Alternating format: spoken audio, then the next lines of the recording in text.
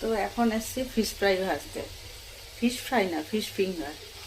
তো একটু ভেটকি মাছ ছিল, সেটা দিয়ে একদিন বানিয়েছিলাম, কিন্তু সত্যি কথা বলতে কি তাড়াহুড়োর ভিতরে তখন আর রেসিপিটা শেয়ার করা হয়নি। তো সেদিন করে কিছুটা ছিল, অল্প কিছু, সেইটাই আজকে আবার ভাজছি। তো চলো দেখাই, দেখো কেমন।